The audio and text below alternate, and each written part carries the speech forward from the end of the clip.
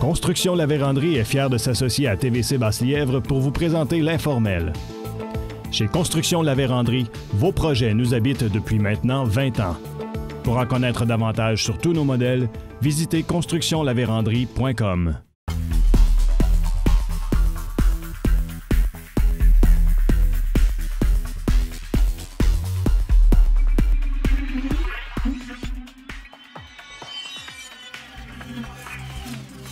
Rock Langlois, qui préfère porter le nom de Rock Darko, a lancé sa chaîne YouTube et son podcast au printemps dernier. Authentique, curieux et éloquent, il traite de sujets variés allant de l'utilisation de drogue jusqu'à l'alimentation, en passant par la politique et la musique. Il espère voir son projet toucher les gens et les porter à réfléchir. 2, 1, et on roule pour un autre épisode de l'Informel. Merci tout le monde d'être à l'écoute encore une fois. Je vous salue ceux qui nous écoutent via TVC Basse-Lièvre et ma TV Outaouais. Sinon, sur le web, si vous nous suivez sur YouTube, allez vous inscrire. Ça nous ferait plaisir d'avoir des gens davantage de gens qui nous suivent. Et aujourd'hui, vous l'avez vu en introduction, je suis avec Rock Darko qui fait rouler son podcast depuis un bon temps, sur le podcast qui s'appelle High Geek Podcast. Merci d'avoir accepté l'invitation, Rock. Merci de l'invitation. Merci. Ça fait quoi depuis le printemps que tu as commencé? Ouais, à la fin de l'hiver, je pense que j'ai fait mon premier épisode à la fin mars. Ouais, fait que techniquement au printemps, ouais. Puis t'es content comment ça roule? Ouais, j'aime bien ça. C'est pas quelque chose que je publicise beaucoup.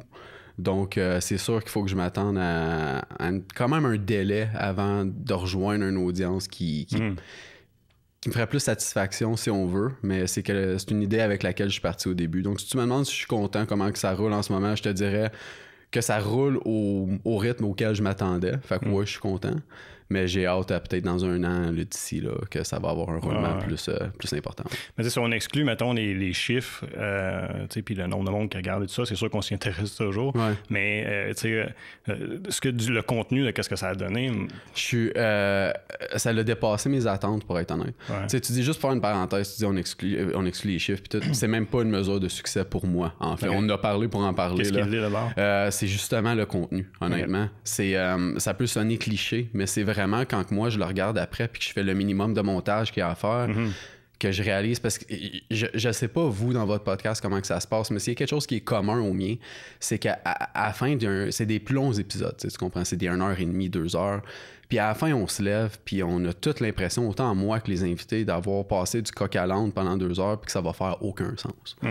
Puis à toutes les fois, sans exception, j'arrive, je fais le minimum de montage, comme je disais, puis je suis comme « My God, c'est parfait ». Tu sais, c'est vraiment une bonne discussion fluide, puis avec des choses légitimes, des sujets légitimes, puis c'est vraiment très fluide, comme je viens de dire. Donc, c'est vraiment avec le contenu que je mesure le succès. Puis c'est à chaque fois vraiment, vraiment bon. Mais c'est drôle, hein, je trouve, moi, que souvent, puis moi aussi, je vais la même chose aussi, si on n'a pas trop un fil conducteur qu'on suit, que ça va justement du coq à l'âne, on dirait que c'est là que c'est plus le fun.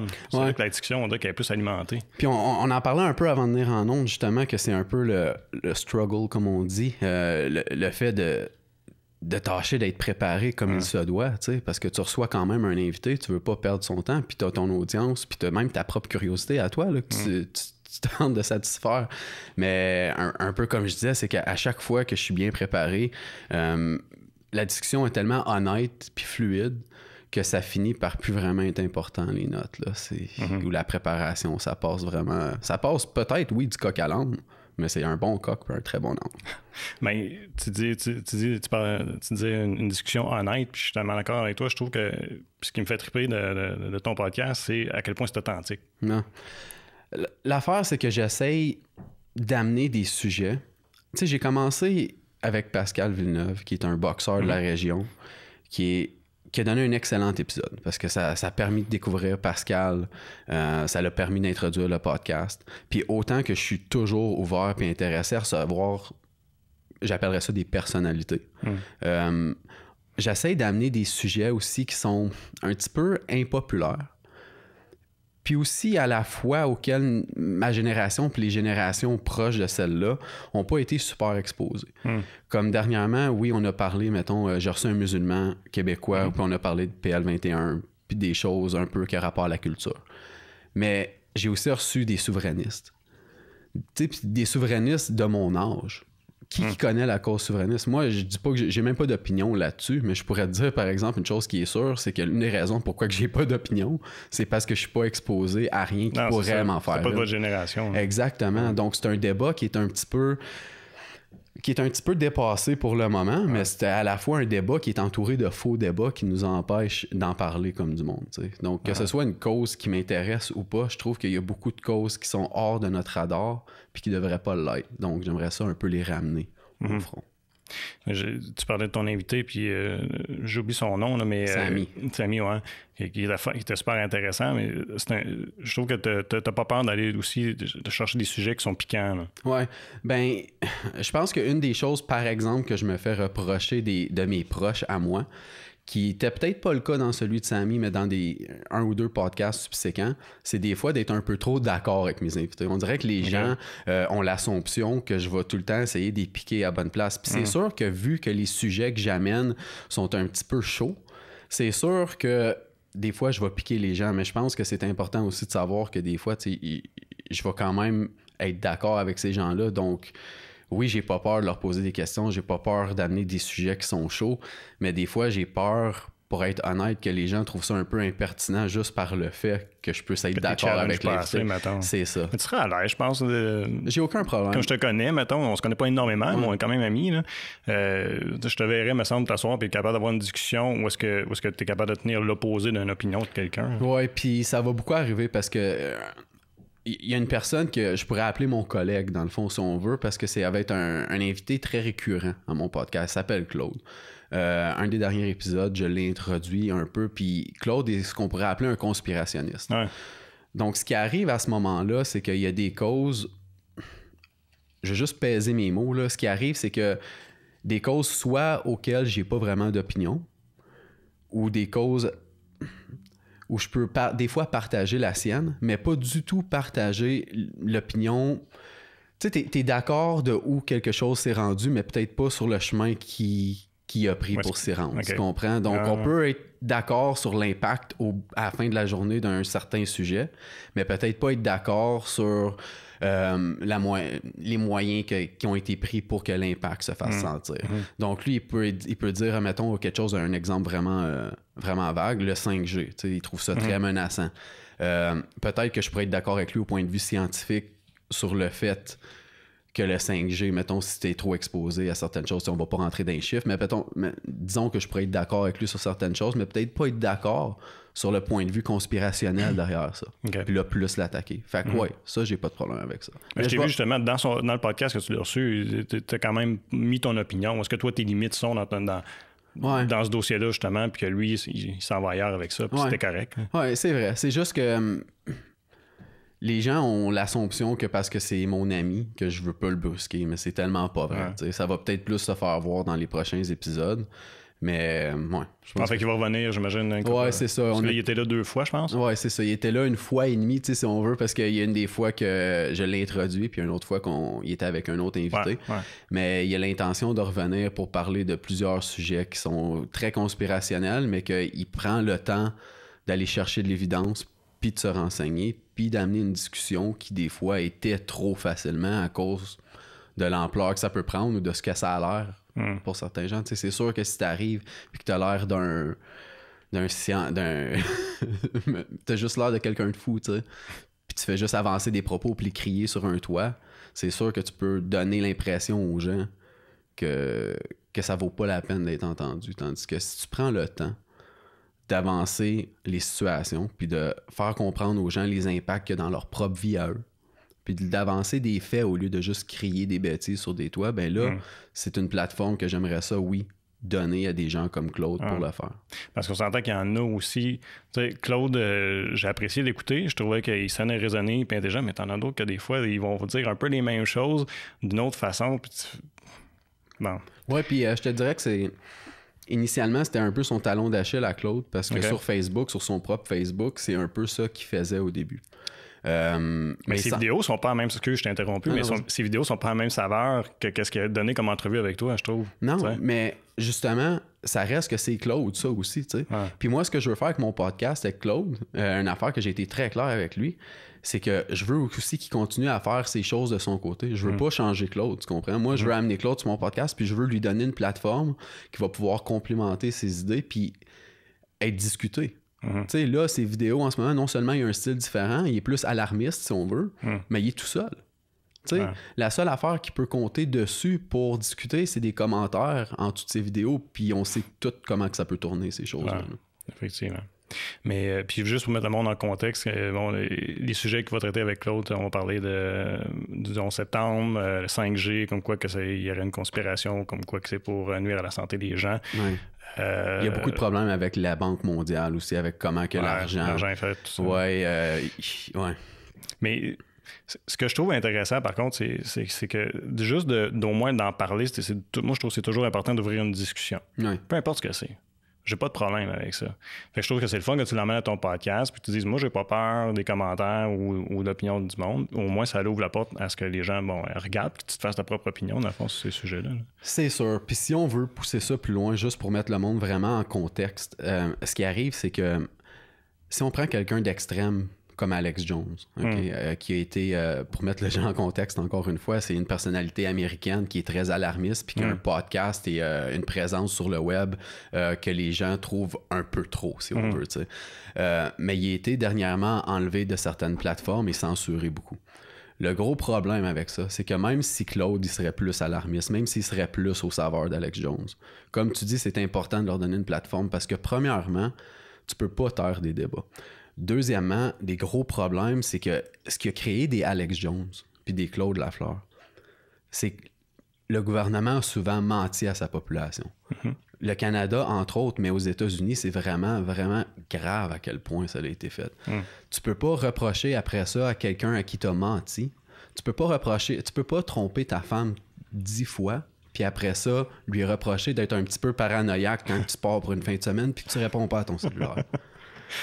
J'aime le parallèle. fait que tu sais, je trouve que le comparatif est bon. Ouais, fait que je trouve que les déplatformer, c'est encore plus grave parce que des places comme YouTube, ça c'est quelque chose qu'on a vite discuté aussi, toi et moi, qui ont créé leur plateforme avec des prétentions de justement accueillir tout le monde puis de pas taire, puis de pas censurer, puis de pas trancher nulle part, tu sais, d'arriver puis de censurer après ça Alex Jones, qui est quelqu'un d'extrême droite, quand tu sais très bien que des compagnies comme Google qui régissent YouTube ont des tendances de gauche. Tu sais. Je dis pas que c'est ça qui est arrivé, je dis juste que c'est quand même suspect, puis c'est inquiet, puis que les gens ont raison de pas aimer où ça s'en va, ces choses-là. Donc, tout ça pour revenir au fait que je trouve que c'est important qu'on soit d'accord ou pas avec ces gens-là, de leur donner une plateforme le plus possible.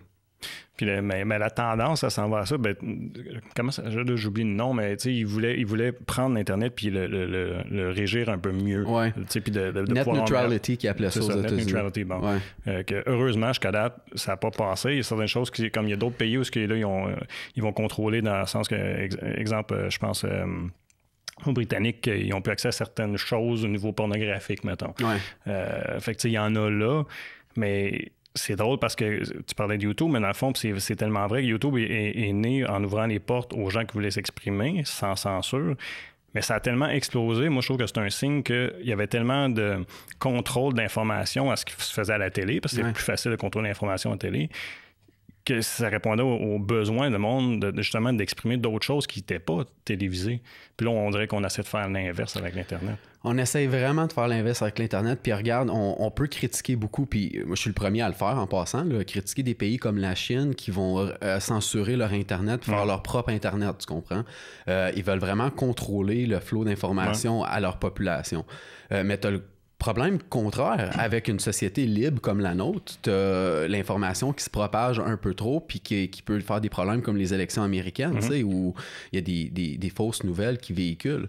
Sauf qu'après ça, t'as l'autre problème qui arrive quand il y a eu, disons, la tuerie en Nouvelle-Zélande qui était diffusée en live par le tueur comme tel sur Facebook. Là, Facebook ont été dans la mire beaucoup parce que, tu sais, comme t'aurais dû avoir un mécanisme qui aurait prévenu ça. Ouais. C'est pas 20 secondes de délai qui va te permettre d'interrompre ça, tu sais, comme il faut que ça soit détectable. Puis là, ça a lancé des faux débats. Puis là encore, t'as Facebook qui a je veux pas trop m'avancer sur les détails, je sais que ça s'est passé au niveau du Congrès, mais qui ont offert la possibilité d'être régis par le gouvernement au niveau de la censure pour éviter qu'ils soient dans l'eau chaude la prochaine fois que quelque chose comme ça se produit, tu sais. Pour que ça revienne au gouvernement la responsabilité. Exactement. Fait que dans le fond, ils ont exprimé leur manque de capacité de prévenir un autre événement comme celui-là. Puis en disant que si vous voulez que ça se fasse, puis qu'il y ait quelqu'un à blâmer si ça se reproduit, ben prenez la job, tu sais. Sauf que là, ça ouvre une toute nouvelle porte à la censure Internet par le gouvernement américain. Clair. Fait que c'est pour ça que je dis qu'il faut faire attention un petit peu. Tout le monde a un Gmail, tout le monde dépend de leur Google Drive. Moi, je suis un petit peu extrême parce que ça donne que je suis technicien puis que je nage là-dedans. Mais chez moi, j'ai mes propres serveurs avec l'équivalent de ça. Okay. Donc, mon Google Drive est physiquement chez moi. J'avoue que ça bat un peu le point d'avoir tes choses dans un cloud. Je veux dire, si je passe au feu, je suis fini. Mais rien, théoriquement, m'empêcherait de déployer ça, mettons, chez mes parents au lieu de chez moi. Tu comprends? Ou puis de faire un clone ailleurs. On va pas aller dans des discussions techniques, mais je fais juste dire que les choses auxquelles on était habitués, les plateformes auxquelles on était contraints de collaborer parce que c'était avantageux pour nous initialement, en ce moment, on finit par être un petit peu trop pris dedans. Puis on se convainc nous-mêmes par souci d'aisance, si on veut, qu'on n'a pas d'option alternative. C'est pas tout le monde qui est un technicien puis qui peut avoir un serveur chez eux. Ouais. Mais dans un monde parfait, un peu utopique, si on veut, on pourrait être une petite gang ensemble puis dire un peu comme des schtroumpfs. Il y en a un qui est boulanger, il y en a un qui est technicien. On s'entend que c'est une toute autre discussion. Mais je fais juste dire qu'il y a des alternatives. Puis en ce moment, on est un peu pris sur des plateformes qui contrôlent un peu tout. Puis on revient à notre discussion du départ que c'est ça qui fait que c'est important d'avoir des plateformes alternatives puis donner la parole à tout le monde. C'est quoi qui t'a motivé à partir? J'imagine qu'il y a une étincelle à un moment donné qui a fait comme honnêtement, podcast, je me verrais faire ça. Ouais, ben honnêtement, c'est je me suis dit pour au moins 1 an et demi, 2 ans, pourquoi qu'il n'y en a pas? Parce que tout le monde voit Joe Rogan aller aux États-Unis, tout le monde voit des podcasts aussi aux États-Unis, surtout qui sont nés de Joe Rogan. Puis je me suis tout le temps dit, c'est de quoi que j'aimerais partir, c'est de quoi que j'aimerais faire. J'ai une bouche qui arrête pas, comme tu le vois en ce moment, puis je suis quelqu'un d'un peu passionné, puis qui aime parler de sujets controversés. Mais un peu comme tout le monde, je me suis dit, il y a quelqu'un qui va le faire. Quelqu'un qui va le faire. C'est plus de logistique que je suis capable de contrôler. L'élément déclencheur qui a fait que c'est devenu possible, c'est mon emploi à l'Université d'Ottawa. Bien que je suis quelqu'un qui est calé en informatique, j'ai décidé de prendre un poste dans le multimédia carrément. Okay. Donc, ça m'a permis de compléter mes connaissances au niveau technique qui m'ont permis d'accomplir la production comme telle.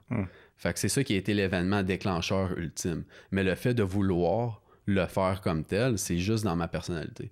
Puis j'écoute beaucoup de musique, puis je veux pas faire une trop grosse parenthèse, mais j'écoute beaucoup d'hip-hop français. Ouais. Puis je trouve que les Français, ils ont une grosse tendance poétique. Puis il y en a un qui dit à un moment donné, il s'appelle Cynic, il dit « Les cimetières et les bistrots sont remplis de gens qui auraient pu. » Tu comprends? Fait que je me suis dit, je veux-tu me dire pendant 40 ans, j'aurais pu commencer ça. Ouais. Tu sais, on parle d'un gros projet là, mais on peut te dire ça, de petits projets. Là. Tu répares ta porte de garage. Là.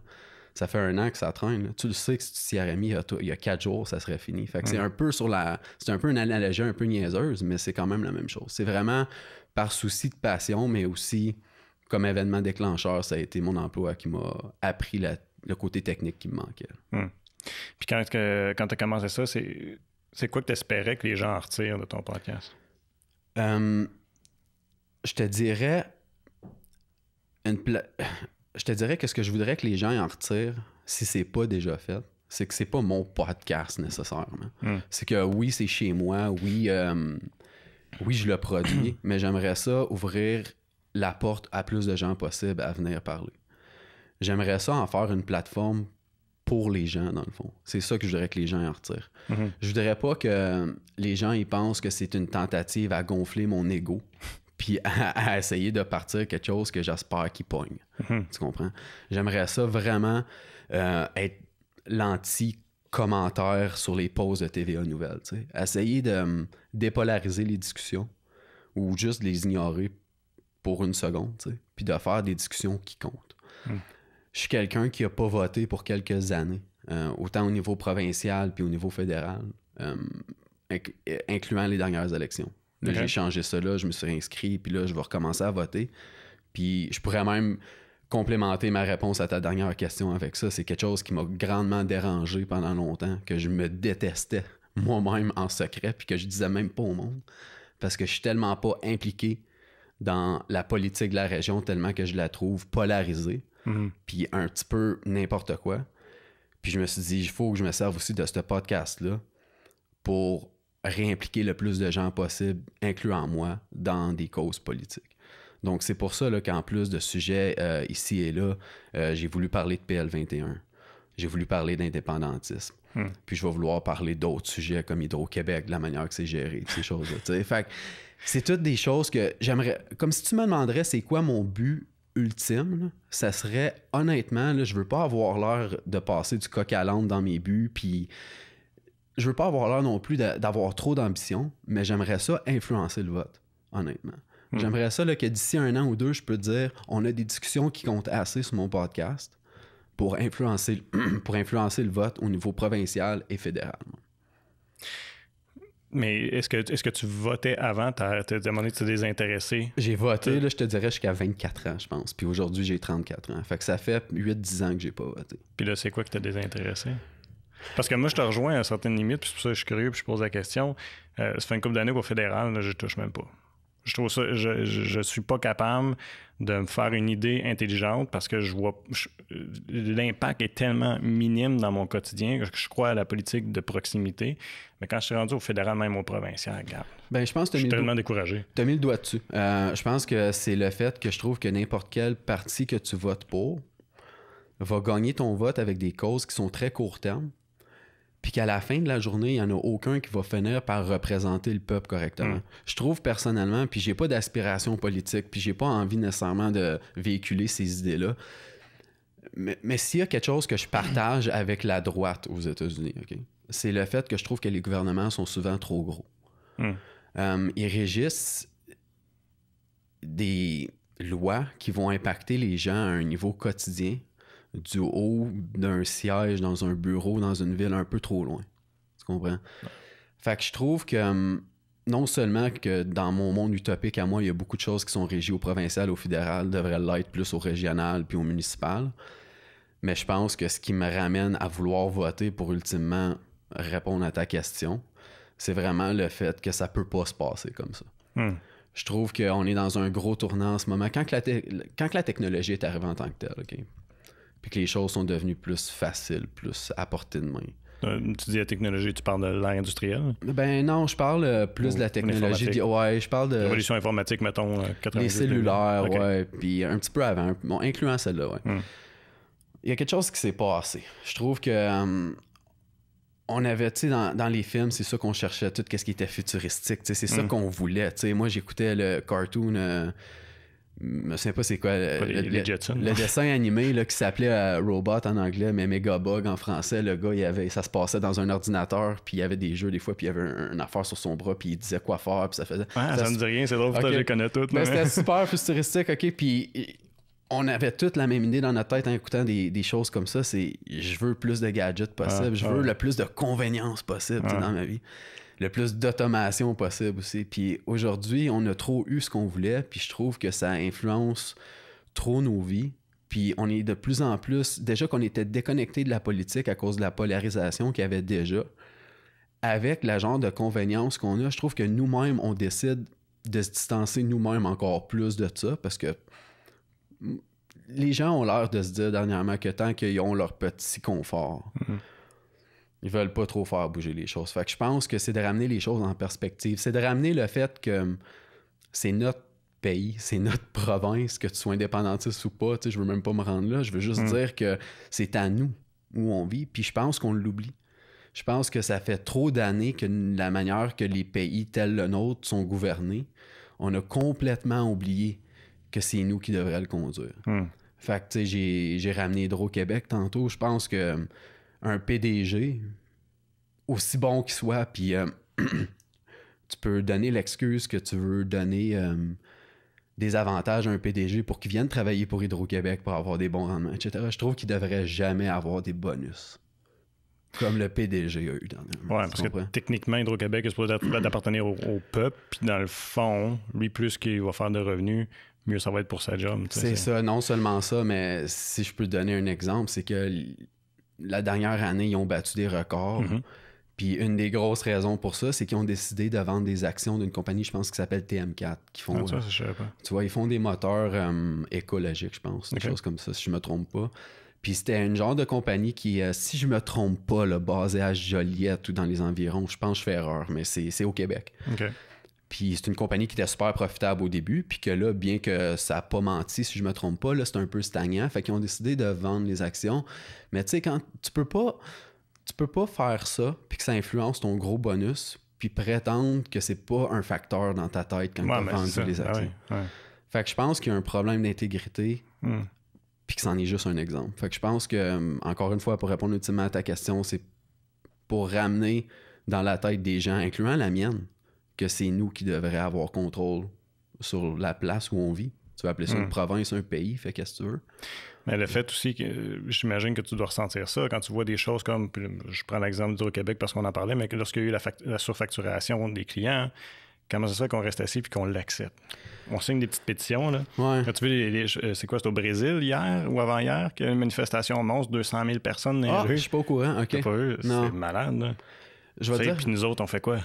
Ben, tu sais, je vais te dire une affaire, c'est parce qu'on se fie trop aux partis politiques, à l'opposition, qui nous dit on s'en occupe, votez pour nous, on va y aller. La CAQ a...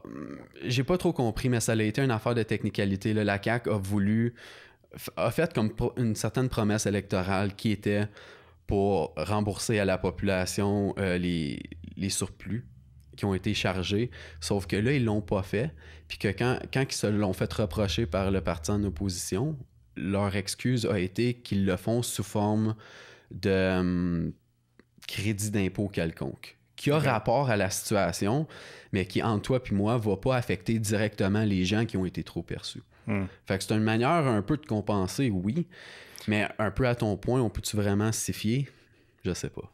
Mais, puis mon point était surtout pas nécessairement de voir c'est quoi la solution, mais surtout de voir la réaction des gens qui se limitent à des... Parce que quand tu dis s'approprier son pays, tu t'appropries pas grand-chose si tu t'en vas juste comme signer des pétitions. C'est correct de le faire, mais je trouve que ça pourrait peut-être aller plus loin dans le même sens. Mais avant qu'on continue sur ça, Rock, je suis obligé de nous arrêter là parce qu'il reste juste 20 quelques secondes. Pour ceux qui nous écoutent via ma TV ou encore à TVC Basse-Lièvre, merci de nous avoir écoutés. Si vous voulez voir le reste de l'entrevue, rendez-vous au www.tvc.qc.ca ou sinon sur YouTube, la chaîne YouTube de TVC Basse-Lièvre. Vous allez pouvoir voir tous les épisodes de l'Informel. Merci beaucoup. Ouais, fait que tu sais... Je peux répondre à ça? Ouais, vas-y. Je peux te dire ce que je pense? Ben, tu te gênes pas. OK, je pense honnêtement que... Puis quand je dis les gens, là, je veux juste dire que je m'inclus là-dedans. Oh, ouais. Les gens oublient que toute nation qui est debout puis productive aujourd'hui est initialement issue d'une révolution. C'est vrai. On voit des révolutions en ce moment dans les pays arabes, puis on se dit un peu inconsciemment dans notre tête qu'ils sont comme nous dans le temps. T'sais, si on veut, ils ont leur révolution que nous, on a eu dans le temps.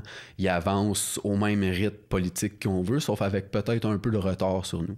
C'est une assumption qui est peut-être correcte aussi, on ne sait pas.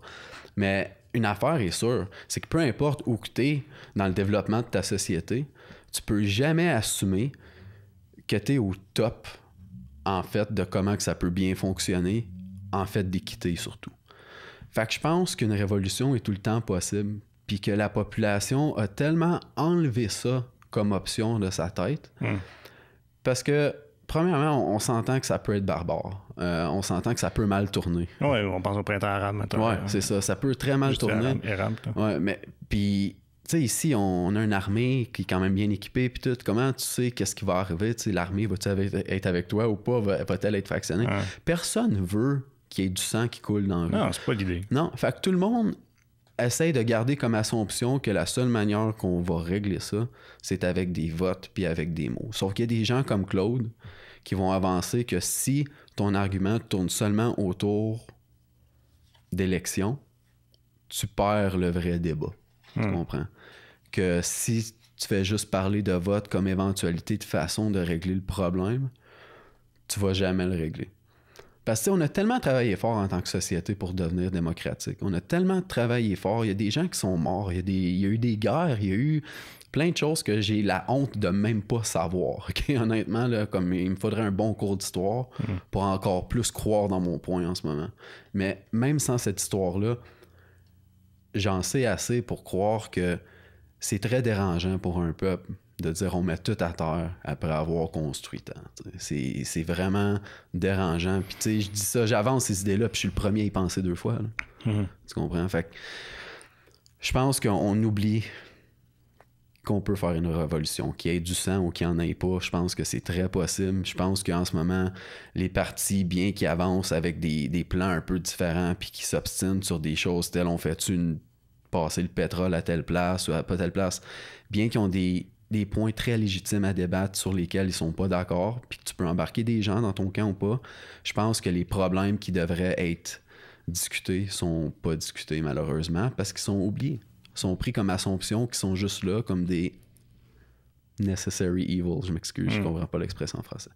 Non, mais on comprend ce que tu as le droit de prendre des expressions anglaises. J'essaie de le faire le moins possible pour mon propre bien, honnêtement. J'essaie d'avoir un français le plus propre possible. C'est pas toujours évident. Pas à Ottawa. Mais pour continuer sur ton point, là, je vais me permettre un commentaire. Je me permets plus une fois que je suis plus en ondes aussi. Tu sais. Vas-y. Parce que le web, c'est un peu différent. Ouais. Je pense que la révolution que ça prendrait, en fait, je pense pas qu'elle va arriver de soi, en tout cas du moins pas ici au Canada. Je pense que la révolution n'arrivera pas, mais que ça va nous être imposé dans le sens que je ne pense pas que la façon dont l'économie roule présentement va pouvoir tenir le coup avec les problèmes environnementaux qui s'en viennent. OK. Puis je sais pas si tu as déjà eu ces discussions-là avec certaines personnes plus intelligentes que moi que tu invites à ton podcast, mais c'est ça, l'économie ne pourra pas tenir. Et je pense que ça va revenir à être le plus autosuffisant possible pour l'avenir qui nous attend. Fait que tu penses qu'une des choses les plus importantes, si je te comprends bien, là, tu penses que une des choses les plus importantes que les gens devraient faire ou s'attendent à devoir faire, c'est devenir plus autosuffisant qu'ils sont là. Je suis 100% d'accord avec toi. Je sais que tu as un jardin chez vous. Je sais que je veux un jardin chez nous. Tu comprends? Moi, je vis dans un appartement en ce moment, donc c'est pas possible. J'économise en ce moment pour une maison, donc je me dis que pour 2 ans, pense-y pas vraiment, tu sais. Mais c'est une des premières choses qui va influencer ce que je vais acheter. Okay. Tu comprends? Je dis pas que... Ouais, je peux pas me permettre d'aller trop loin. Un peu comme toi, je trouve que tu l'es. Tant mieux pour toi, par exemple, c'est très beau, c'est vraiment beau. Mais c'est 10 minutes de Buckingham, mais c'est vrai que toi, t'es dans Ottawa. C'est ça l'affaire, hein? Si tout est dans l'inconvénience. Moi, mon choix de demeure est basé sur... j'ai un auto, mais j'aime pouvoir survivre sans. Donc, il est pas mal basé autour de ça. Mais tout ça pour dire que je suis vraiment d'accord avec toi. C'est la première chose parce que... on va prendre un exemple, OK? Prends un père de famille, la personne moyenne, OK? Prends Jacques. Jacques, là, il a 2 enfants, il a été à l'école, il a fait un cours au cégep, au pire, un peu d'université, il a une job super, comme quand même payante, il fait entre 60 et 80 000 par année. Tout va bien, techniquement, selon ce qu'il voulait avoir dans la vie, t'sais. Il est quand même pogné avec trop de dettes qui sont normales, si on peut appeler ça comme ça, puis de contraintes, puis de problèmes quotidiens pour même avoir le temps de se pencher sur la question, tu comprends? Ah ouais. Donc, c'est un peu ça le problème, puis il y en a qui vont ramener ça à un contrôle de population qui est intentionnel. Moi, je dis que même si tu enlèves complètement ça comme éventualité, juste le fait qu'il est trop occupé, fait qu'il n'y a pas le temps pour ça, puis il a trop besoin du système dans lequel il est lui-même pour continuer de survivre. Puis ça ramène tout ça à ton point. C'est pour ça que je te dis que le contrôle de la population, c'est quelque chose qui m'intéresse comme sujet, puis que je pense qu'il est légitime, puis que je pense qu'il y en a, mais peut-être pas au certain niveau que bien des gens comme Claude Laurent. Oui, il y en a qui en voient partout, là. Exactement. Je trouve que c'est une discussion qui est quand même bonne à avoir. Tout ce que je dis, c'est que même si tu enlèves ça de l'équation, okay? Mettons qu'il y en a 0, juste le fait de l'autosuffisance, est un point assez fort sur la balance pour dire tu as besoin de te déconnecter du système. Parce qu'on est avec certaines assumptions, tu comprends? Moi, je viens d'une famille super moyenne. Okay? Mes parents sont pas pauvres, sont pas riches. Ils sont super moyens. Puis j'ai eu des bonnes valeurs, sauf que j'ai tombé dans les mêmes pièges que eux. Tu sais, ils m'ont inculqué les valeurs qui ont tombé comme pièges dedans eux-mêmes. Là. Donc, les finances. Fait que si je peux juste expliquer ce que je veux dire par là, c'est que tu nais, tu vas à l'école, puis ton but dans la vie, ultimement, va être... Je te parle d'une personne moyenne, OK? Oh ouais. De faire assez de sous pour pouvoir convaincre la banque de t'en prêter plus. Tu comprends? Ouais. Puis je pense que ça, c'est le gros piège. Ouais. C'est le gros piège. Je pense que je suis quelqu'un qui a eu beaucoup de dettes dans le passé, dans mes jeunes années, tu comprends? Puis quand j'ai fini par m'en débarrasser, la première chose que les gens feraient dans ce cas-là, puis ce que je m'attendais à faire moi-même, là, c'est d'essayer de figurer de quelle manière ils vont pouvoir se réendetter de façon plus intelligente cette fois-là. Tu comprends? Ouais.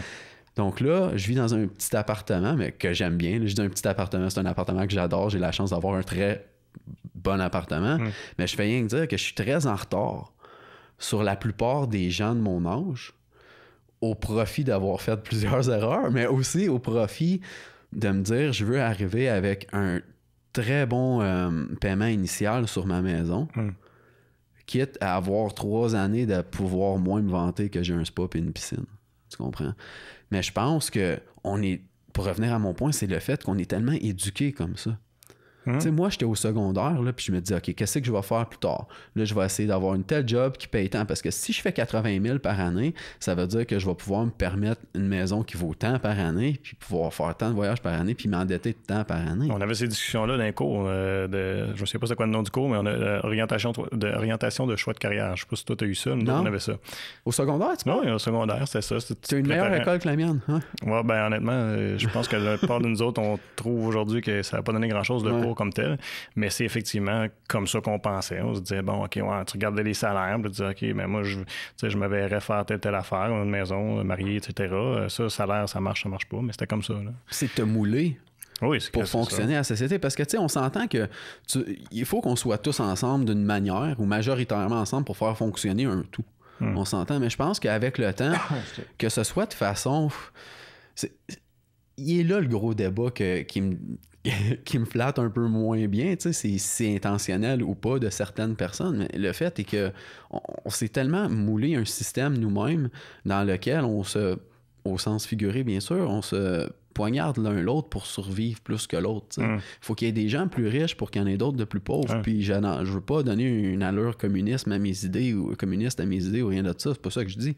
Je dis juste qu'on pourrait faire une bien meilleure job à tout subvenir à nos besoins, probablement s'il y a certaines personnes ou certaines organisations qui accepteraient d'être un peu moins riches. Ouais. Ben, carrément, c'est pas compliqué. On s'habille et on mange au détriment de la pauvreté d'autres pays, là, ou, ici en Amérique. Là. C'est carrément ça. Là. Puis des gens comme toi puis moi, qui est des petites personnes en Amérique, on a quand même la conscience de ça vis-à-vis d'autres nations moins riches que la nôtre, comme tu viens d'en témoigner toi-même. Mais est-ce que les gens plus riches dans notre propre nation ont ces pensées-là à propos de nous, tu sais? C'est ça qu'il faut se demander. OK. Je l'avais pas vu comme ça, mais ouais, je comprends ce que tu dis. Tu comprends ce que je veux dire? Moi, là, je pense pas que... Ça fait weird de penser qu'ils penseraient de même de moi, mais dans le fond, c'est la même affaire. Je pense que c'est une question de décence, tu comprends? Comme une question de bonne conscience. Je vais te donner un exemple qui n'a pas rapport, mais qui est très légitime, OK? Les programmes informatiques. Tu as des programmes comme qui coûtent de l'argent, tu comprends? Comme tu as la suite Adobe, tu as la suite Microsoft pour Office, ces choses-là. Ça coûte de l'argent, mais c'est comme nécessaire de nos jours à beaucoup. Puis, je ne vais pas dire que tu as besoin d'Adobe Premiere pour vivre, là, mais je veux juste dire, tu sais, Office, tout le monde a besoin de ça. Puis tout. Mais ça coûte de l'argent. Puis il y a du développement fait autour de ça. Puis Microsoft ont fait beaucoup de tentatives d'avoir un monopole autour de ça. Ils se sont fait stopper, mais il y a eu beaucoup de tentatives. Puis qu'est-ce qui arrive, c'est que tu te demandes, aujourd'hui, il y a des solutions qui sont gratuites, alternatives pour ça, OK? Des produits qu'on appelle libres. En anglais, ça porte à confusion parce qu'en anglais, ils vont appeler ça du free software.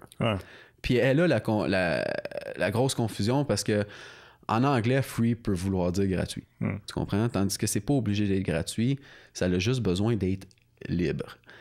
Puis le genre de parallèle que j'essaie de faire avec ça, c'est que tout est dans les intentions. Tu comprends? Si Microsoft sont pour faire un produit que tout le monde a besoin, mais charger après ça les gens pour, est-ce qu'ils veulent vraiment que leur produit soit un véhicule pour des choses qui sont nécessaires aux gens? Tu comprends?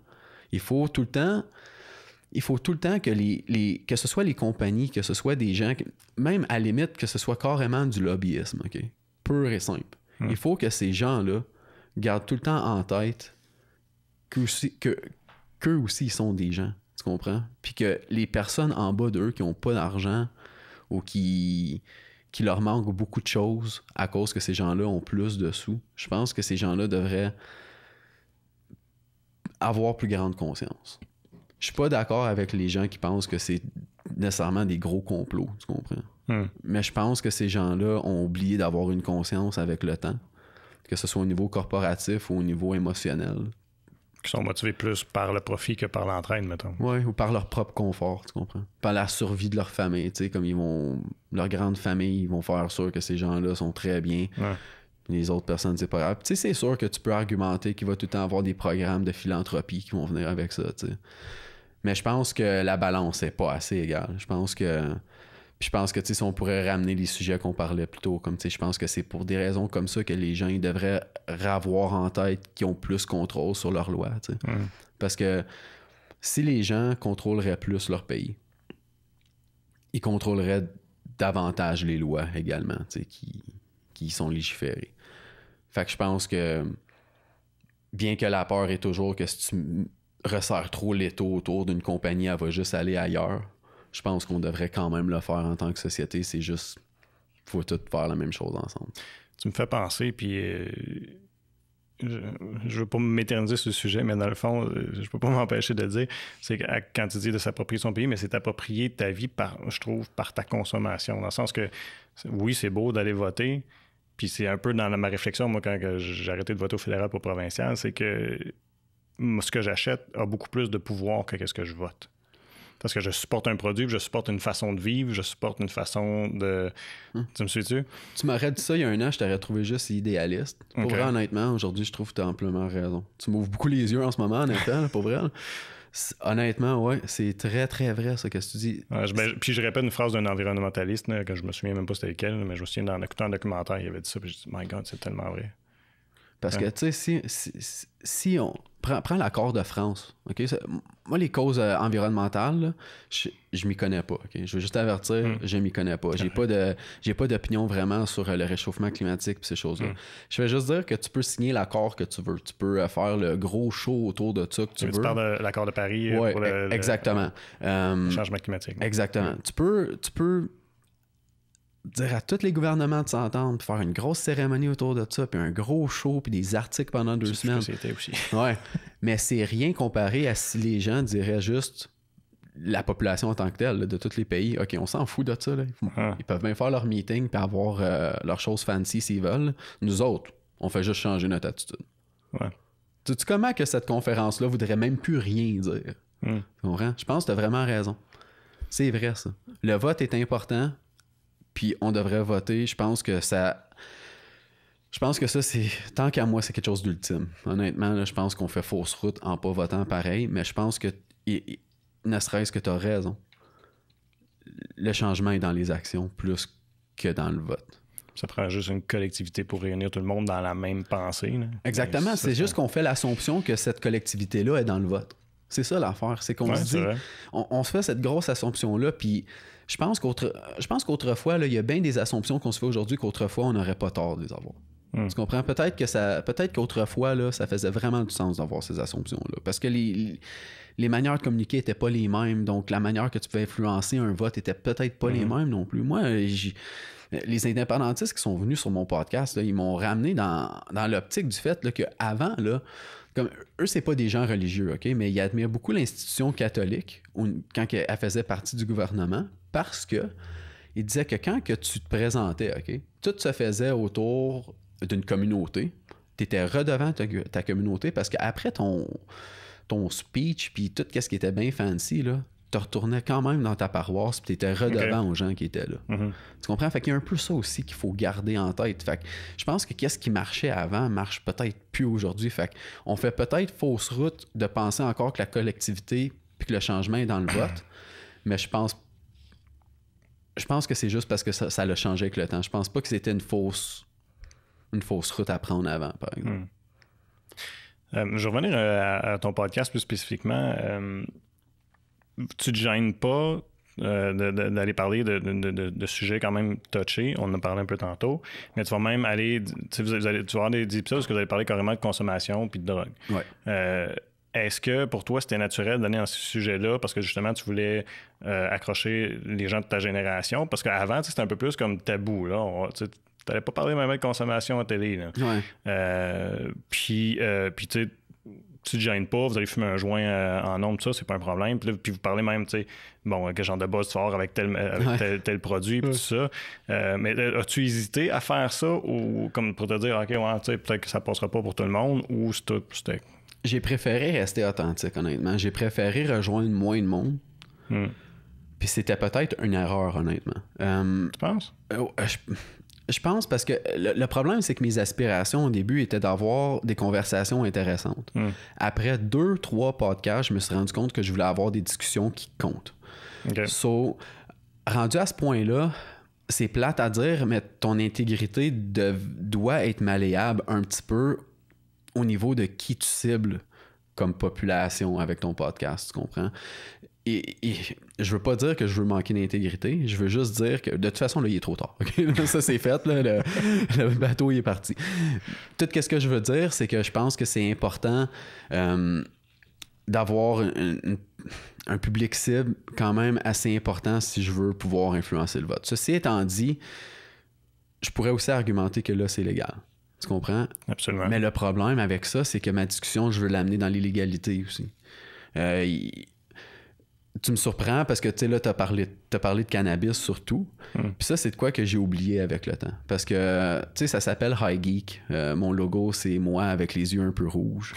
Dans le 2e et 3e épisode, si je m'abuse, on a fumé. Mais je te dirais que 75% des épisodes, tu vois pas ça. Non. Tu comprends? Le dernier épisode, Les Indépendantistes, là, un de mes invités, sa petite fille était là. On n'a pas fumé. Tu comprends? Ça donne pas non plus. Mais pour adresser ton point, on va parler beaucoup de DMT puis de substances psychédéliques. Parce que ça va avec le contrôle de la population, selon moi. Là, je vais mettre un petit chapeau d'aluminium pour celle-là.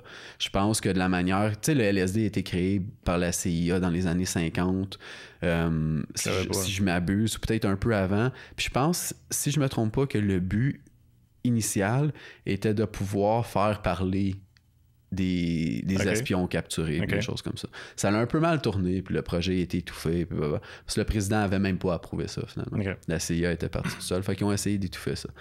Ceci étant dit, c'est pas la même chose au Canada, mais la DMT est une substance psychédélique qui est pas synthétisée. Elle est retrouvée dans des plantes. Nous-mêmes, on en sécrète avec notre glande pénale, avec notre foie et nos poumons, si je m'abuse. Puis c'est retrouvé dans la plupart des légumes.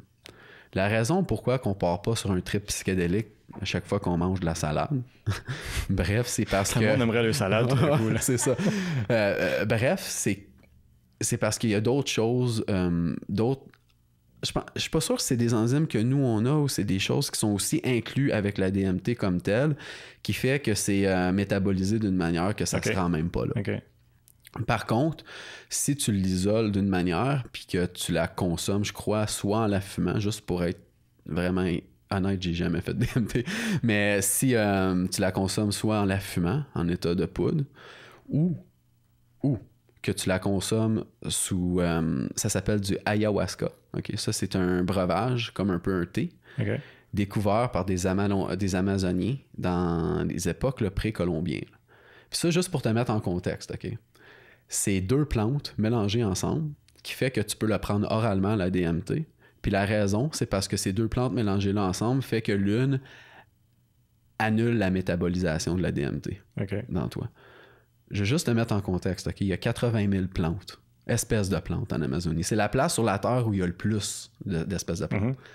Comment est-ce qu'un peuple précolombien a pu figurer ces deux-là ensemble?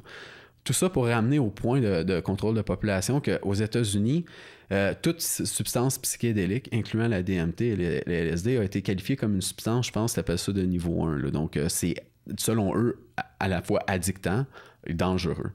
C'est prouvé scientifiquement que ça laisse aucune toxicité dans toi, puis que c'est non seulement aucunement addictant, mais qu'aujourd'hui, ils s'en servent beaucoup en microdosage, justement parce que c'est pas addictant, pour régler des problèmes comme des chocs post-traumatistes après-guerre, puis de la dépression comme telle. Fait que du microdosage qui va jamais te donner d'effet psychédélique, là, mais qui va te faire voir les choses d'une meilleure optique, par exemple, sans te tourner en tant qu'une différente personne. Puis là où je veux en venir, c'est que pourquoi qu'il y a des choses naturelles qui laissent aucune toxicité, etc., comme qu'on vient de parler, qui causent aucun problème. Puis juste une dernière parenthèse, contrairement à du LSD, de la DMT, là, si les gens qui font ça, ils partent pas ils partent pas physiquement super buzzés en train de faire plein de choses folles parce qu'ils hallucinent. Contrairement à du LSD, de la DMT, les gens, ils sont tu tombes un peu endormi. Tu restes sur place puis ça dure 10 minutes. Fait que les gens, ils sortent de ça puis ils ont l'impression d'avoir été partis 2-3 jours. Il y a plusieurs gens qui essayent de décrire qu'est-ce qui s'est passé, puis il y a plusieurs gens à travers le monde qui décrivent des choses similaires. D'où des êtres qui voient, qui ont l'air un peu caricatural, j'en concède, là, qui ont l'air un peu comme... Vous en avez parlé, justement, je pense. On a parlé un peu. Ils ont l'air un peu comme des fous du roi. Mais le problème avec ça, c'est que les gens qui vont prendre ça pour triper, ils font vraiment fausse route parce que ça va t'amener des vérités, tu comprends? Donc, mettons un gars, je vais te donner un exemple vraiment que j'ai pris tout le temps, okay? Un gars qui trompe sa femme, OK? Puis qu'il est malheureux avec sa femme, puis là, il cherche la recette miracle à son problème. Lui, s'il fait un trip de DMT, là, il va pas se faire donner la réponse miracle à laquelle il s'attend. Là. Il va se faire remettre encore plus dans la face ce qui arrête pas d'essayer d'étouffer dans sa propre conscience, tu sais, que son problème, c'est lui. Puis qu'il devrait tout avouer à sa femme, probablement, il faire beaucoup de peine, tout, mais d'être quelqu'un de vrai. Puis s'avouer des choses à lui-même. Ouais, exactement. Ça, c'est un exemple complètement anodin puis un peu caricatural de la chose. Mais comme tout ça pour te dire que ça amène beaucoup de vérité. Puis pour revenir un peu plus sérieux, il y a beaucoup de gens qui théorisent sur le fait que, tu sais, dans l'histoire, les statues de l'île de Pâques, la pyramide de Gizeh en Égypte, que l'histoire qu'on a assumée avec les années est une histoire assumée. Tu comprends? Si tu regardes certains documentaires ou juste sur une carte du monde, il y a plusieurs choses. Puis quand je te dis plusieurs, là, on parle de 10-12. Des constructions préhistoriques qu'on a de la misère à expliquer toujours aujourd'hui, qui sont alignées, incluant les statues de l'île de Pâques et les pyramides de Gizeh. Donc, il y a beaucoup de gens qui théorisent... Moi, je suis pas rendu là. Moi, j'absorbe l'information en ce moment, puis j'en parle, mais il y a beaucoup de gens qui théorisent que, comme justement les champignons magiques, qu'on appelle ça comme ça nous autres aujourd'hui, qui leur donnent une tournure un peu frivole, mais qui sont vraiment complètement autre chose. Et la DMT était utilisée beaucoup par ces peuples-là. Puis nous, des gens aujourd'hui qu'on voit comme... Tu regardes des choses comme des chamans en Amazonie, aux affaires de même. Nous autres, on voit ça un peu comme quelque chose... je sais que j'utilise beaucoup ce mot-là dernièrement, mais très caricatural. On les voit se promener, faire des choses un petit peu bizarres pour nous. Mais qui dit pas que ces gens-là étaient bien plus connectés à qui on est que nous, on le saura jamais. Parce qu'on a ben trop de choses qui fait un gros nuage de fumée entre nous et ça, incluant notre Bluetooth. Puis je dis pas ça en fait de technologie, je dis juste ça en fait de... Comme tu sais, n'importe quoi qui rend notre vie plus conveniente et confortable, puis qui a moulé notre société dans les dernières quelques centaines d'années, on s'est tranquillement déconnecté de ça. Puis notre existence est peut-être complètement autre chose qu'on l'aperçoit à nous. T'sais. Il y a beaucoup de gens qui théorisent que les personnes qui voient dans des trips de DMT, c'est des gens qui sont décédés puis qui sont passés ailleurs. Tu sais, il y a beaucoup de gens qui, que ce soit via des religions ou des philosophies autres que ça, qui vont dire que la vie est juste une étape. C'est la vie que telle que nous on la voit. Puis souvent, on va associer des pensées comme telles à la religion. Parce qu'on va se dire, c'est le paradis qui a apprécié autre chose que la vie. T'sais. Mais tu sais, peut-être qu'on est juste Puis je veux juste être prudent, là. Moi, je théorise. Là, oh, ouais, c'est correct. Mais puis jamais, en tout cas, faudrait vraiment être nono pour penser qu'on t'écoute puis que tu prétends avoir la vérité. C'est pas ça que tu dégages. Ouais, ok, mais merci. Je suis pas en train de partir une secte non plus. Là. Mais, tu sais, qui dit pas qu'on n'a même pas la capacité de comprendre? Tu sais, on sait que, mettons, tu sais, j'ai des pigeons qui j'ai pas eu le choix d'élever sur mon balcon dernièrement parce qu'ils ont décidé de naître là, ok? Ouais. Puis là, j'ai lu là-dessus, puis je me suis rendu compte que juste quelque chose d'aléatoire comme ça, comme fait, qu'ils voient bien plus de couleurs que nous à cause qu'ils ont plus de prismes dans les yeux pour ça. Puis ils peuvent voir un petit peu plus à la vision nocturne sur nos caméras, nous. Okay. Ils vont voir en ton plus qu'en couleur, ce qui leur donne beaucoup d'avantages. Qui dit que comme sur un autre niveau d'existence, il n'y a pas d'autre chose qu'on peut percevoir. Si un pigeon peut voir des choses que toi, tu peux pas voir, là, qui dit qu'il n'y a pas autre chose que nous, on n'a même pas la capacité de comprendre, puis que, mettons que toi, tu mourrais drette là, tu passerais au prochain niveau, si on peut appeler ça comme ça, puis là, tu regarderais ton existence ou l'existence que tel nous, on l'aperçoit en ce moment, puis tu te dirais, ah, maudit que je suis niaiseux d'avoir mis tellement d'émotions là-dedans, puis d'avoir mis tellement, mettons, d'avoir gossé ma blonde tellement pour une maudite niaiserie, c'était ça. Tu sais, comme ça ramène tout en perception un peu de la même manière que tu pourrais dire qu'on se rend compte comment qu'on est petit si tu vas dans l'espace. C'est un peu ça que je me dis. Puis pour faire un lien avec les hallucinogènes, est-ce que tu penses que justement ça t'ouvre un peu ton champ de vision à une autre perspective de ta vie et de ton existence? Oui, puis bien que c'est de quoi qui m'a excité beaucoup au début. Moi, quand j'ai commencé à lire là-dessus, là, c'est moi quand j'étais plus jeune, quand j'avais, je pense, 14 ou 15 ans, j'ai fait une fois récréativement des champignons magiques. Puis j'étais avec des amis, tu sais, puis c'était comme exactement qu'est-ce que n'importe qui doit s'imaginer en ce moment. C'était n'importe quoi, puis on faisait juste rire, tu comprends? Puis aujourd'hui, quand j'ai recommencé à voir des personnalités ou des autorités professionnelles parler de ça, comme quoi, à ton propre point que tu viens de dire que ça peut nous amener à une autre perception, tu sais, j'étais très excité, tu comprends? J'étais très, très enthousiaste à l'idée de ça. Fait que là, rendu au moment où, disons, je pourrais le faire de là, tu m'amènerais des champignons magiques ou de la DMT de là, malgré mon enthousiasme, on dirait que bien que je suis très, très, très excité à l'idée justement d'avoir une autre perception, je me sens même pas prêt. OK. Tu comprends? Donc, je suis très enthousiaste. Ça fait peur ou non? Oui, honnêtement, oui. Je pense que même si en ce moment, notre discussion nous permet de réaliser que ces substances-là sont plus à notre portée qu'on le penserait, c'est tout naturel, etc., je pense que c'est pas pour autant quelque chose qui rend ça, qui est garant d'en faire point. Je m'en allais dire de façon irresponsable, mais je pense que je vais dire point. Il y a des gens qui devraient jamais rien consommer.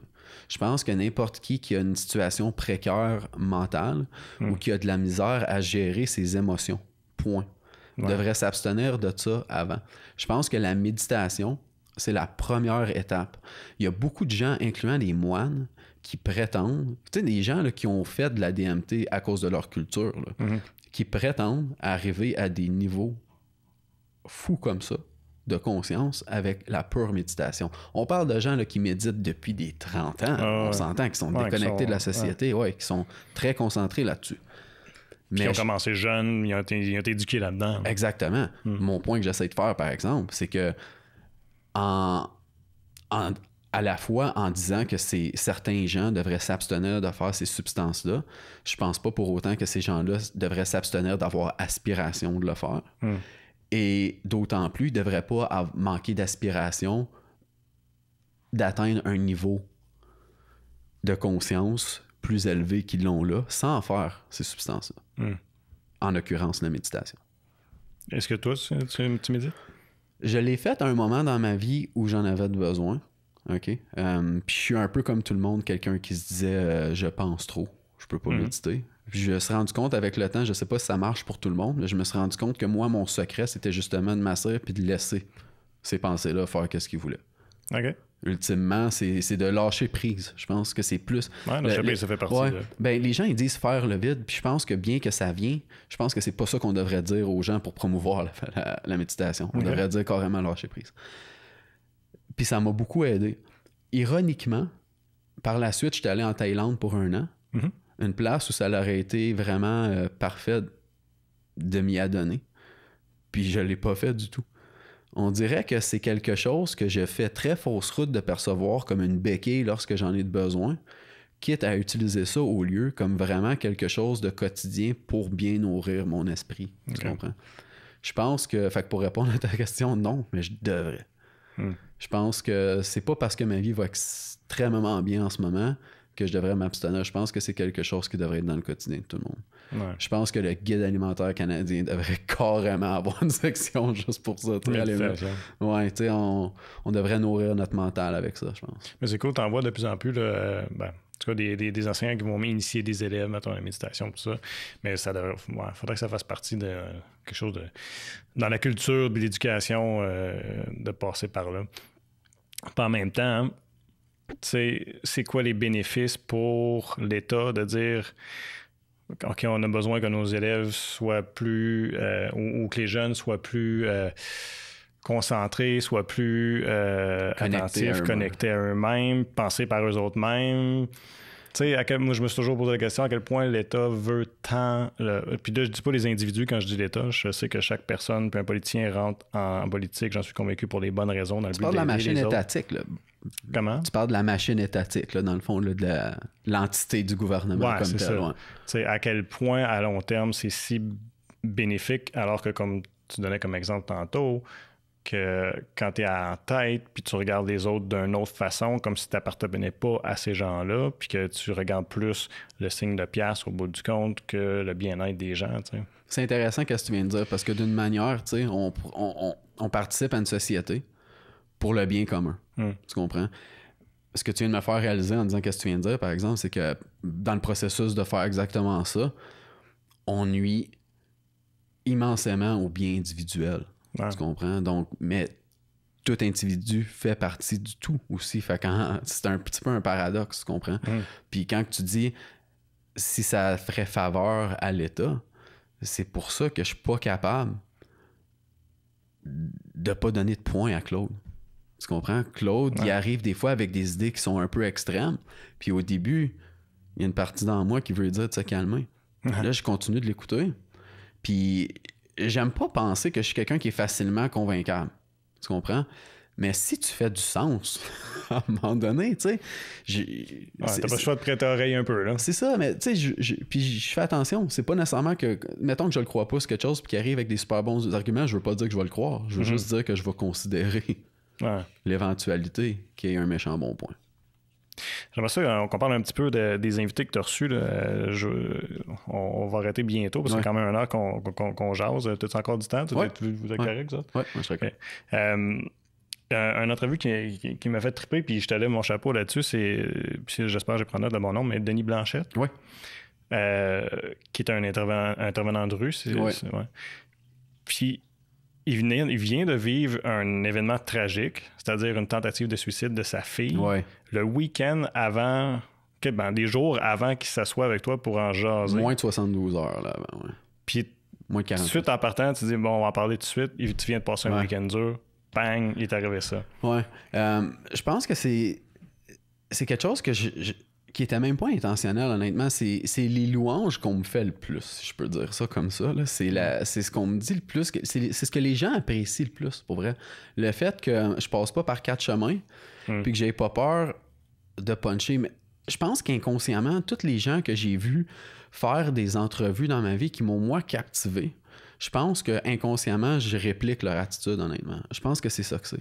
Fait que dans le fond, là, je veux pas réduire mon attitude à quelque chose de vraiment bas, mais je pense que je suis un peu comme n'importe qui. Je suis un singe qui a vu un gorille faire, puis je pense qu'inconsciemment, je pourrais même pas te dire qui j'imite, honnêtement, mais je pense que je réplique des attitudes que j'ai vues fonctionner. Okay. Je pense que la ligne est mince entre être méchant avec quelqu'un puis intrusif.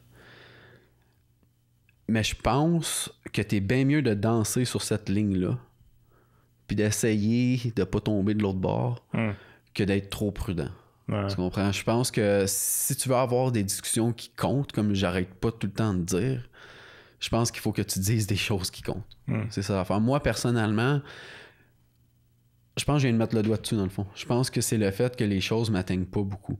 J'ai un de mes propres frères qui s'est suicidé. Mon seul frère, je parle comme si j'en avais 6, là, mais j'avais juste un frère qui s'est suicidé. Ça fait quand même longtemps, c'était en 2002. Mais je venais d'avoir 18 ans, OK? Puis je vais tout le temps me rappeler que je suis arrivé chez moi, puis j'étais tellement soucieux d'être quelqu'un de sociopathe dans la vie à cause que ma réaction était tellement calibrée. Okay. J'étais quelqu'un de très composé, j'ai pas de larmes qui coulent, puis je deviens très analyste sur le moment. Donc, je suis comme, dans ma tête, je me demande où mon attention devrait être portée. Ah, ma mère a de la peine. Ma mère vient de perdre un fils. Je me dirige là. Tu comprends? À cause du fait que je suis déconnecté, j'aime pas dire déconnecté de mes émotions, mais je suis tellement capable, dans un moment où c'est requis, de dissocier les deux. Puis je pense que c'est très en ma faveur, mais je pense qu'aussi en même temps, en ce moment, tu me fais réaliser que bien qu'il faut pas que je change ça, il faut quand même que je reste tout le temps conscient qu'il faut pas trop que je brusque les gens. Conscient des émotions des autres. Ouais, mais ceci étant dit, tu sais, Denis, avec chaque invité, tu sais, j'ai une discussion d'au moins 15 minutes au préalable, puis pour être vraiment upfront avec les gens, Denis, c'est un des rares invités qui a préféré avoir une bonne discussion d'environ 1 heure avec moi.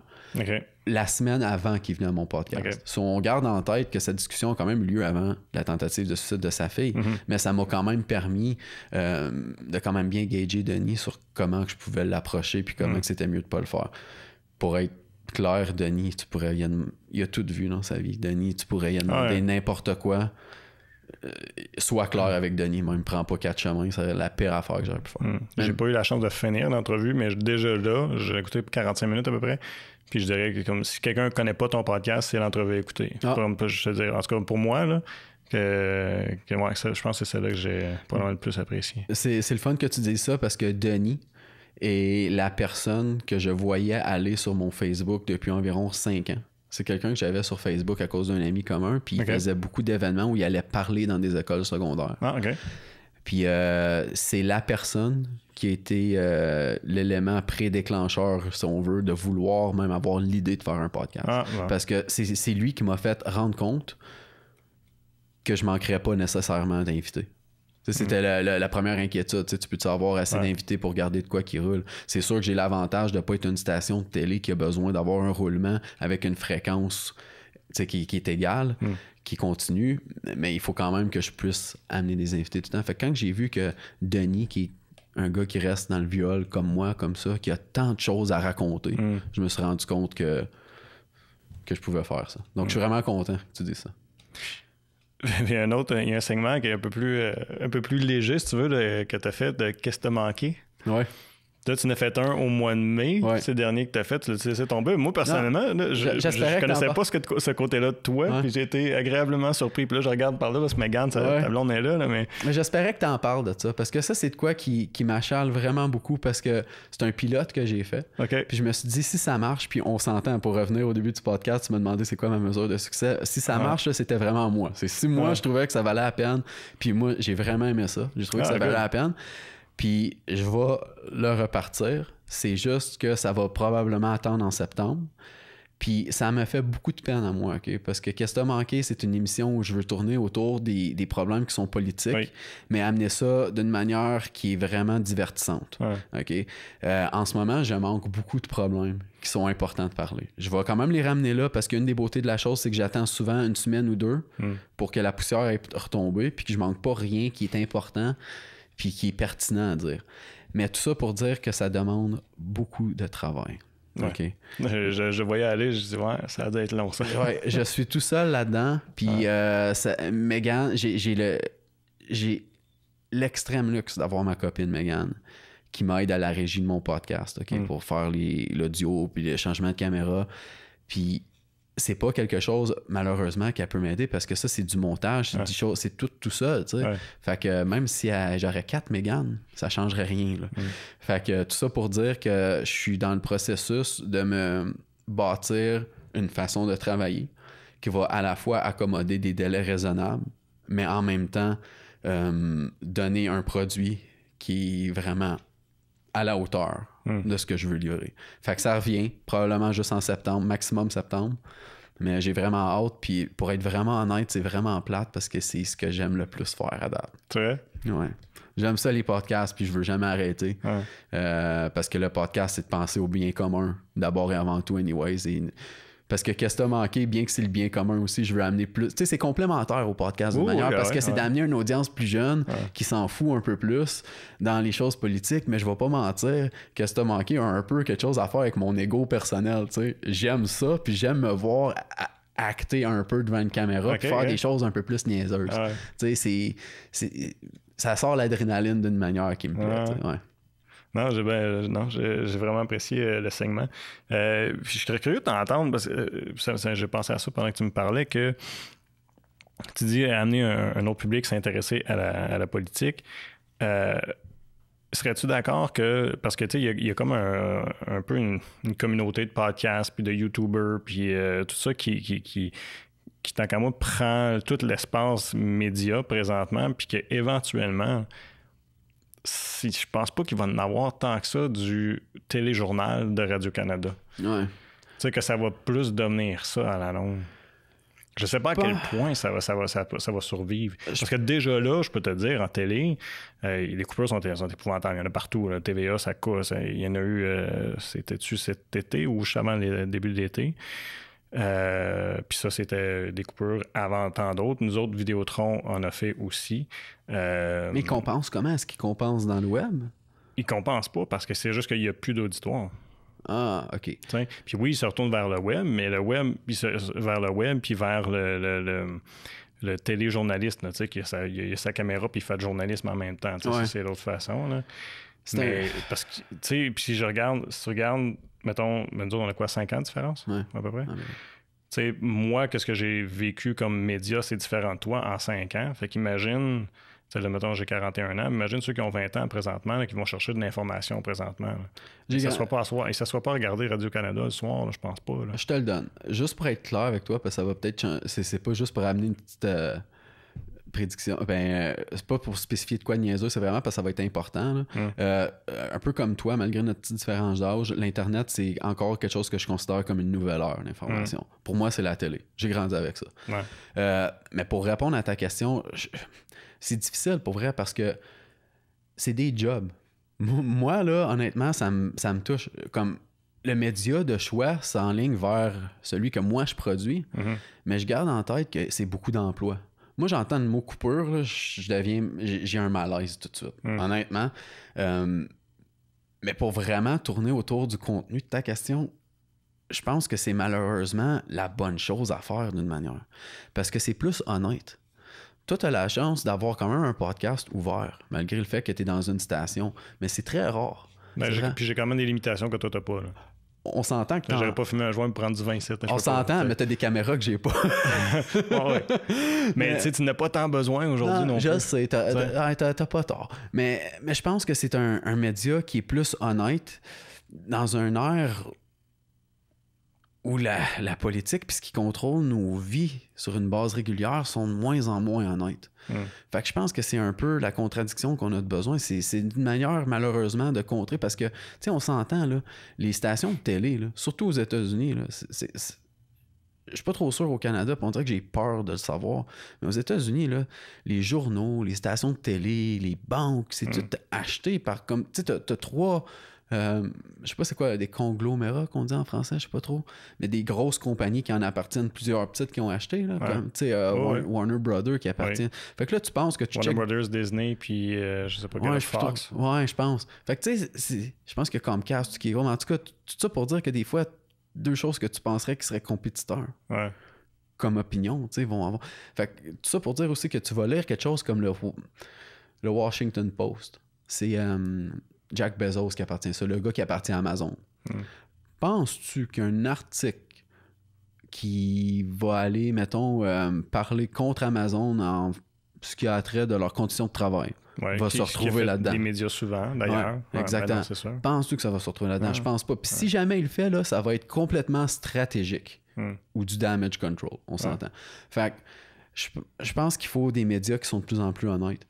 Puis honnêtement, là, s'il y a de quoi qui devrait survivre comme médias conventionnels, c'est des petites stations régionales. Parce que ça, on dirait que j'ai moins peur. Un peu comme un gouvernement, je trouve que les médias aussi devraient être gérés plus localement.